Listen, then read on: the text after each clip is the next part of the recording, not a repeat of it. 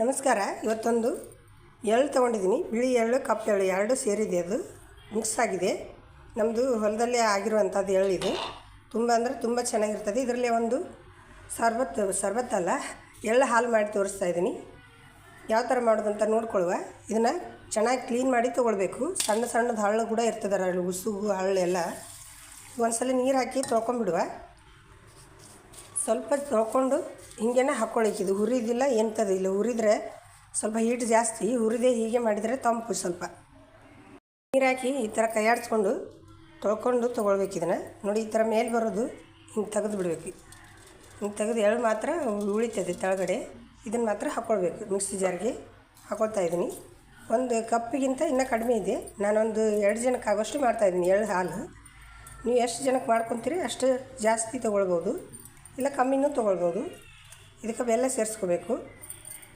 1 cup ಅಷ್ಟು ಬೆಲ್ಲ ಹಾಕ್ಕೊಳ್ತಾ ಇದ್ದೀನಿ. ಬೆಲ್ಲ ಸಣ್ಣಗೆ ಕುಟ್ಟಿ ಪುಡಿ ಮಾಡಿ ಹಾಕ್ಕೊಳ್ಳಿ. 2 ಏಲಕ್ಕಿ ತೊಗೊಂಡು ಕುಟ್ಟಿ ಪೌಡ್ರ್ ಮಾಡಿ ಹಾಕ್ಕೊಳ್ತಾ ಇದ್ದೀನಿ. ಇದನ್ನು ಹೀಗೆ ನುಣ್ಣಗೆ ರುಬ್ಕೊಳ್ಬೇಕು. ಸ್ವಲ್ಪ ನೀರು ಸೇರಿಸಿ. ಎಳ್ಳು, ಬೆಲ್ಲ, ಏಲಕ್ಕಿ ಎಲ್ಲ ಸೇರಿ ಈ ಥರ ನುಣ್ಣಗೆ ಹಾಲು ಥರ ರುಬ್ಕೊಂಡು ಬಂದಿದ್ದೀನಿ.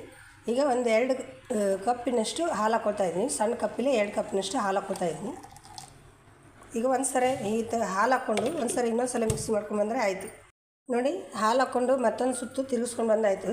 ನಾನು ಸೋದಿಸ್ಕೊತಾ ಇದ್ದೀನಿ. ಸೋದಿಸ್ಕೊಳ್ಳಾರ ನೀವು ಡೈರೆಕ್ಟ್ ಕೂಡ ಕುಡಿಬೋದು.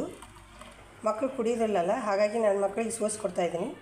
ತುಂಬ ಅಂದರೆ ತುಂಬಾ ಒಳ್ಳೆಯದು ಆರೋಗ್ಯಕ್ಕಿದು. ಚಳಿಗಾಲ ಟೈಮ್ನಲ್ಲಿ ನೀವು ಸಹ ಮಾಡ್ಕೊಳ್ಳಿ, ಕುಡ್ಕೊಳ್ಳಿ. ಹೇಗೆ ಬಂತಂತ ತಿಳಿಸಿ. ನೋಡಿದ್ರಲ್ಲ ಯಾವ ಥರ ಎಳ್ಳು ಹಾಲು ಮಾಡೋದಂತ. ನೋಡಿ, ಸೂಪರಾದ ಎಳ್ಳು ಹಾಲು ರೆಡಿಯಾಗಿದೆ, ಸಿದ್ಧವಾಗಿದೆ ಕುಡಿಲಿಕ್ಕೆ. ಈ ಥರ ಮಕ್ಕಳಿಗೆ ಆಗಲಿ ನಾವಾಗಲಿ ಕುಡಿಬೋದು. ಚಳಿಗಾಲ ಟೈಮ್ನಲ್ಲಿ ತುಂಬಾ ಒಳ್ಳೆಯದು ಆರೋಗ್ಯಕ್ಕೆ ಎಳ್ಳು ಹಾಲು. ಆವಾಗ ಮಾಡಿ ಕುಡಿತಾಯಿದ್ರೆ ಒಳ್ಳೆಯದು ಮಾತ್ರ. ನೀವು ಸಹ ಮಾಡ್ಕೊಳ್ಳಿ, ಕುಡ್ಕೊಳ್ಳಿ. ಹೇಗೆ ಬಂತಂತ ತಿಳಿಸಿ. ಲೈಕ್ ಮಾಡಿ, ಶೇರ್ ಮಾಡಿ, ಸಬ್ಸ್ಕ್ರೈಬ್ ಮಾಡಿ.